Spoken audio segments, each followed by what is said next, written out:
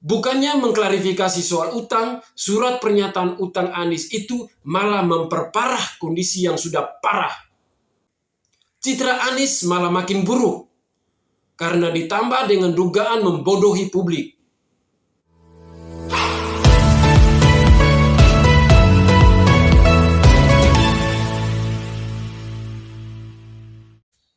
Bocornya soal puluhan miliar utang Anies memang sangat mengejutkan dan mengandung banyak tanda tanya. Misteri pertama dari yang mengungkapnya yakni Erwin Aksa. Erwin Aksa ini adalah seorang politisi yang bisa disebut sudah senior.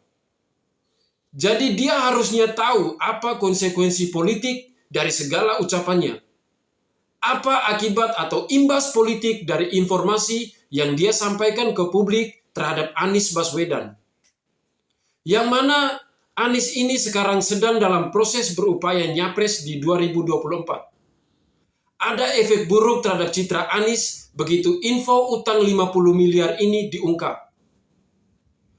Padahal publik juga tahu bahwa Erwin Aksa termasuk salah satu anggota tim sukses Anies di Pilkada DKI tahun 2017 silam.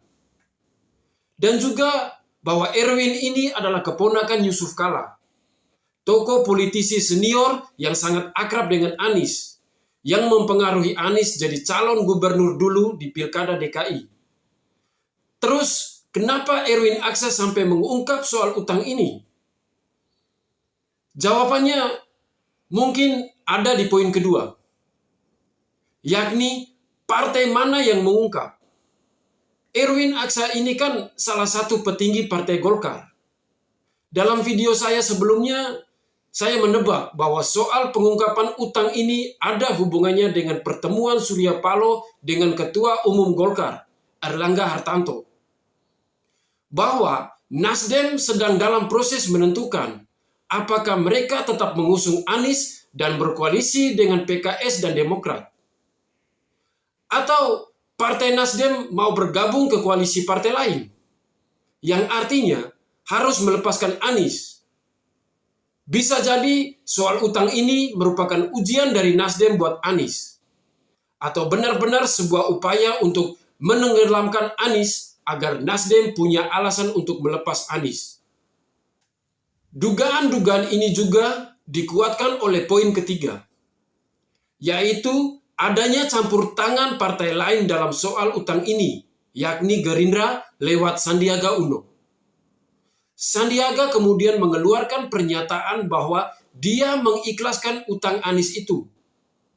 Bahkan Sandiaga sampai menyebut bahwa hal ini sudah dikonsultasikan dengan keluarganya. Pernyataan ini sangat numpol buat Anies. Artinya, Sandiaga mengkonfirmasi adanya utang puluhan miliar yang lalai dibayar oleh Anies.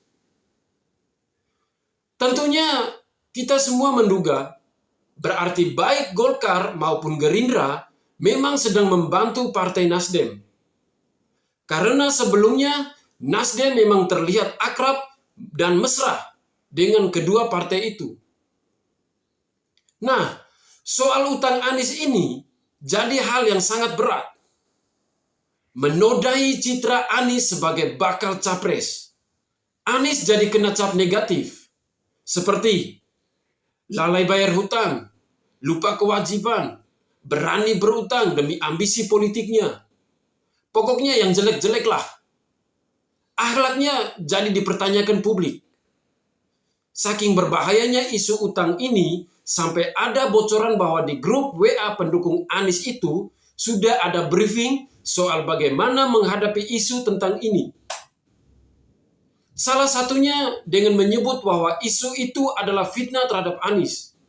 Di media sosial juga beredar seru-seruan dari para pendukung Anies bahwa mereka akan berdonasi buat membayarkan utang Anies ini.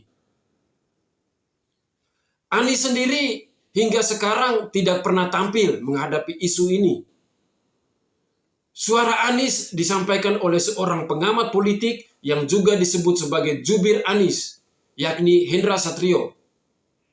Katanya, soal utang itu dianggap selesai ketika pasangan Anies Sandi memenangkan Pilkada DKI tahun 2017 silam.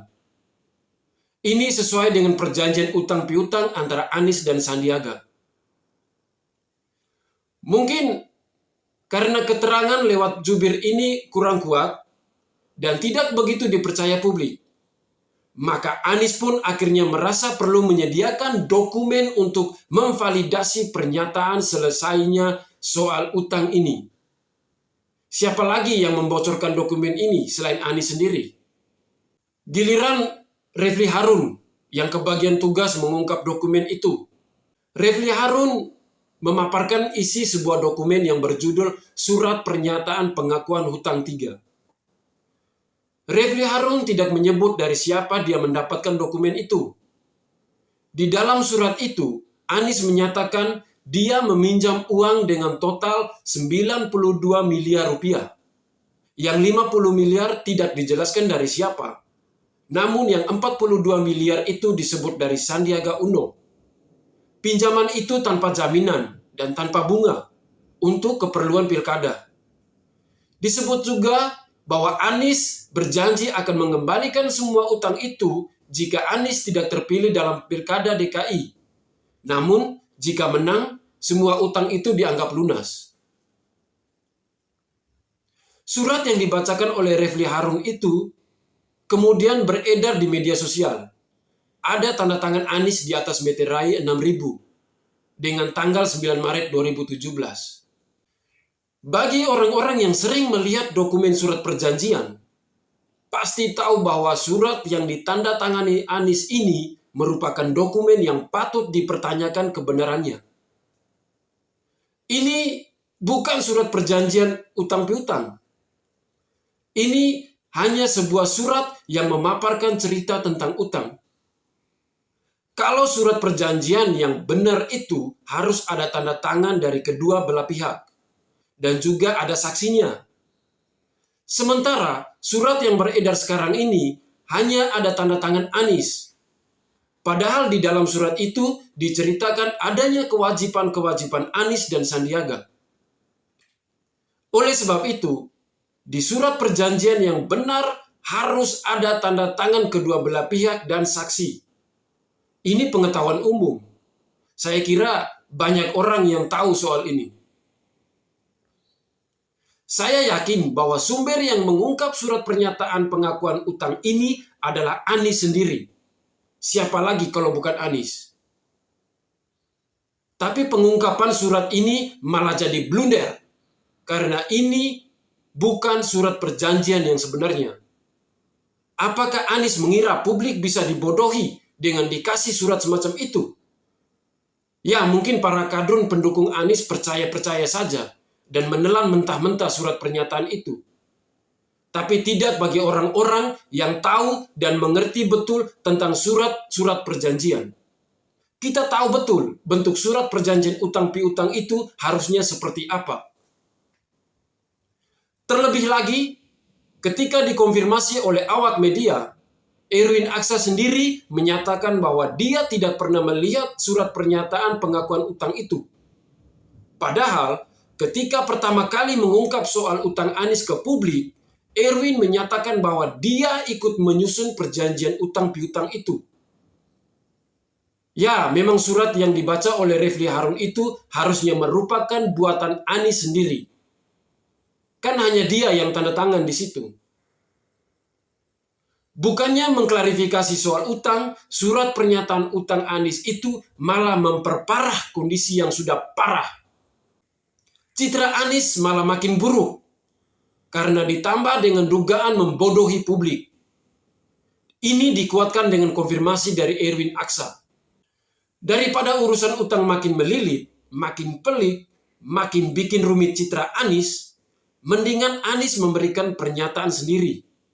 Bikin konferensi pers di depan awak media. Klarifikasi sendiri. Biasanya kan Anies senang dapat panggung. Mumpung panggungnya sudah datang sendiri. Anies kan lihai menata kata. Manfaatkan saja buat klarifikasi. Seperti Sandiaga yang sudah berani menyatakan bahwa dia ikhlasin akan utang itu. Ya sudah, Anies ngomong sendiri dong di depan publik. Kenapa menghindar? Kenapa malah disampaikan oleh orang lain? Apakah Anies tidak pede? Ini malah akan memunculkan banyak pertanyaan kalau Anies tidak mau atau tidak berani mengklarifikasi sendiri. Kita tunggu saja. Apakah Anies berani tampil di publik terkait soal utang ini atau masih tetap nitip ke orang lain atau seperti apa?